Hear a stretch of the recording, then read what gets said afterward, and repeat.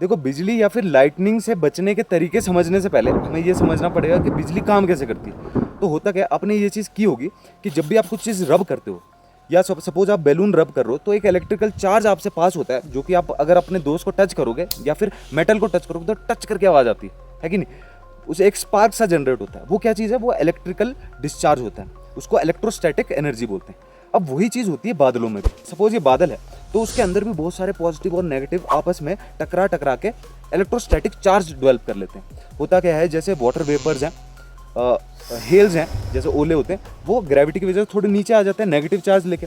तो बादल के ऊपर तो पॉजिटिव चार्ज रहता है, लेकिन नीचे क्या होता है, नेगेटिव चार्ज भर जाता है। अब वो जो नीचे नेगेटिव चार्ज है वो ग्राउंड का पॉजिटिव चार्ज अट्रैक्ट करता है। अब यहाँ पे मैं क्यों वीडियो बना रहा हूँ, क्योंकि ये चीज़ हाई एल्टी में ज़्यादा कॉमन हो जाएगी, बिकॉज बादल पास होता है ग्राउंड के, तो पॉजिटिव चार्ज वो पास रहेगा। अब वो नेगेटिव चार्ज पॉजिटिव चार्ज को अट्रैक्ट कर रहा है। पॉजिटिव चार्ज कोशिश करेगा ऊपर जाने का और नेगेटिव चार्ज कोशिश करेगा नीचे जाने का। जब नेगेटिव चार्ज ऊपर से नीचे आने की कोशिश करता है उसको हम बोलते हैं डाउनवर्ड लीडर, और जब पॉजिटिव चार्ज नीचे से ऊपर जाने की कोशिश करता है उसे हम बोलते हैं अपवर्ड लीडर। ये दोनों जब हैंडशेक कर लें तो क्या होता है, लाइटनिंग प्रोड्यूस होती है। अब ज़्यादातर केसेस में हम यही देखते हैं कि ऊपर से बिजली नीचे गिरती है, लेकिन कुछ केसेस ऐसे भी हैं जो मैं वीडियो भी दिखाऊंगा आपको, उसमें क्या होगा कि नीचे से भी बिजली ऊपर जा सकती है, ये पॉसिबिलिटी है, और दोनों तरफ से मिल भी सकती है, ये भी हो सकता है। तो 3 पॉसिबिलिटीज़ होती है। तो यहाँ पे ये चीज़ बताना क्यों ज़रूरी है, वो चीज़ समझो।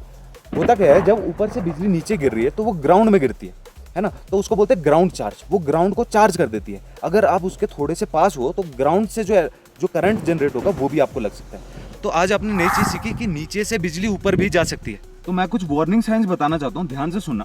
तो सबसे पहले तो यही होगा कि अगर आप पहाड़ी इलाके में हो तो लाइटनिंग का स्ट्राइक होना ज़्यादा चांस होता है। दूसरी चीज़ ये होती है, अगर आपके अचानक से बाल खड़े होने लग गए, स्किन में आपको अजीब सी टिंगलिंग सी सेंसेशंस होने लग गई, या फिर आपके पास कोई मेटल की चीज़ है उसमें बजिंग की साउंड आ रही है, तो मतलब ये होता है कि लाइटनिंग पास है, आपको शेल्टर लेने की ज़रूरत है, आप जल्दी से जाओगे किसी शेल्टर के नीचे। तीसरी चीज़ मेरी पर्सनल फेवरेट है। होता क्या है, ये ज़्यादातर सोलो ट्रैवलर्स या फिर जो सेलर्स होते हैं ना वो यूज़ करते हैं। तो होता है कि जो साउंड की स्पीड होती है वो होती है 343 मीटर्स 1 सेकंड में। तो इसका मतलब ये हुआ कि 1 किलोमीटर 3 सेकंड में साउंड ट्रैवल करती है। क्लियर? अब सपोज करो उस पहाड़ी में लाइटनिंग स्ट्राइक हुई और साउंड को ट्रैवल करते करते यहाँ पे मेरे को जब आवाज़ आई तो 6 सेकंड लगे। इसका मतलब ये हुआ कैलकुलेशन के हिसाब से 2 किलोमीटर दूर लाइटनिंग हो रही है। तो इसका मतलब ये है कि आपको अभी जाके शेल्टर लेनी पड़ेगी, क्योंकि 2 किलोमीटर पास ही है। रूल ये बोलता है कि अगर 30 सेकंड्स के अंदर अंदर कोई भी साउंड आपको आ रही है थंडरिंग की, तो आपको शेल्टर लेने की जरूरत पड़ जाती है। और लास्ट इंटरेस्टिंग फैक्ट ये है कि सपोज कोई लाइटनिंग है, उसमें जितनी ज़्यादा ब्रांचेस होती है उतना वो सेफ होती है ह्यूमन बॉडी के लिए।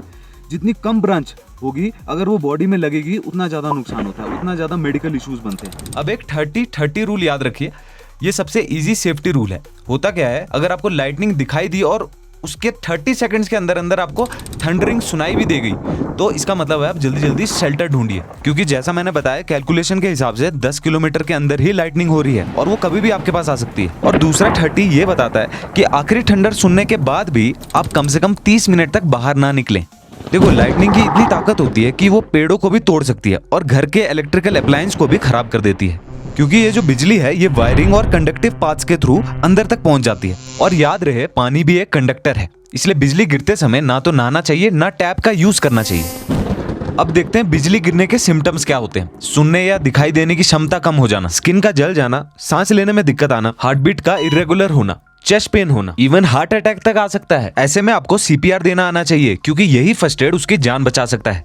तो अगर बात करें लाइटनिंग से बचने के प्रिकॉशंस की, तो सबसे पहले किसी पूरी तरह एनक्लोज बिल्डिंग के अंदर चले जाएं या फिर मेटल व्हीकल के अंदर चले जाएं। देखो, होता क्या है, बाहर पूरा मेटल और अंदर हॉलो होने की वजह से कार की बॉडी एक फेराडे केज की तरह काम करती है, जिसकी वजह से अंदर का इलेक्ट्रिकल फील्ड 0 रहता है और अंदर बैठे इंसान को कुछ नहीं होता। तो किन व्हीकल्स का इस्तेमाल नहीं करना? ट्रैक्टर्स, रिक्शा, मोटरसाइकिल जैसे ओपन व्हीकल्स का इस्तेमाल ना करें। उसी तरह से metal shades, parking area, under construction buildings और वरांडास सुरक्षित नहीं होते। अच्छा, एक बहुत कॉमन मिथ है, वुड को हम इंसुलेटर समझ के पेड़ के नीचे शरण ले लेते हैं, जो कि नहीं लेना चाहिए। लाइटनिंग के दौरान पानी से दूर रहना चाहिए, क्योंकि पानी इलेक्ट्रिसिटी का अच्छा कंडक्टर होता है। और कभी ऐसे लेटना नहीं है, नहीं तो पूरा ग्राउंड करंट आपको ही लग जाएगा। मैं बताता हूँ क्या करना है। तो सपोज करो कि बिजली यहाँ पे गिरी है, अगर आप इसके पास जाओगे तो ग्राउंड वोल्टेज ज्यादा होगा, अगर दूर जाओगे तो ग्राउंड वोल्टेज कम हो जाएगा। अब सपोज आपने एक पैर आगे रख दिया तो आगे वाले पैर का तो वोल्टेज ज्यादा आएगा और पीछे वाले का कम, तो दोनों में एक वोल्टेज डिफरेंस आ गया। और यही तो होता है ओम्स लॉ, जहाँ पे वोल्टेज डिफरेंस आ गया वहां पे करंट फ्लो करने लग जाता है। और वहीं अगर आपके दोनों पैर एक साथ हैं तो वोल्टेज डिफरेंस नहीं आएगा, वोल्टेज डिफरेंस नहीं आएगा तो करंट भी नहीं फैलेगा। तो एक बात तो क्लियर होगी कि दोनों पैर आपने साथ में रखने, लेकिन अब आपको हाइट भी नीचे करनी पड़ेगी ताकि आपको लाइटनिंग ना लगे। कान को मैंने कवर कर लिया ताकि लाउड नॉइज से मेरे को एकॉस्टिक ट्रॉमा ना हो। इस पोजीशन को हम क्राउच पोजीशन बोलते हैं, जिसमें आप पंजे में बैठते हो और एडियो को टच करते हो। इस पोजीशन से फायदा ये होता है कि पूरी बॉडी से करंट फ्लो होने से बच जाता है, बस थोड़ा सा करंट एक पैर से दूसरे पैर तक जा सकता है।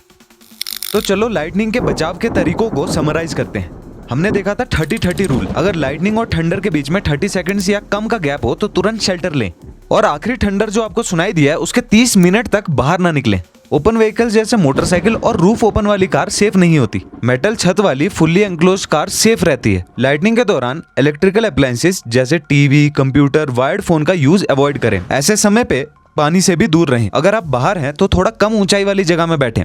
पेड़ के नीचे कभी भी ना खड़े हों। टॉल ऑब्जेक्ट जैसे पोल्स, टावर्स, वायर फेंसेस से दूर रहें। जमीन में ना लेटें, जैसे मैंने बताया उस क्राउच पोजीशन का यूज करें। अपने घर में लाइटनिंग कंडक्टर और लाइटनिंग अरेस्टर जैसी चीजों का यूज करें। ये दोनों ही चीजें अनवांटेड इलेक्ट्रिकल करंट को सेफली अर्थ तक पहुंचाकर घर को प्रोटेक्शन प्रोवाइड करवाते हैं। और ये एक अच्छी हैबिट है कि हमेशा वेदर अपडेट्स और वेदर फोरकास्ट चेक करते रहें। और हाँ, प्रोफेस को सब्सक्राइब कर लें।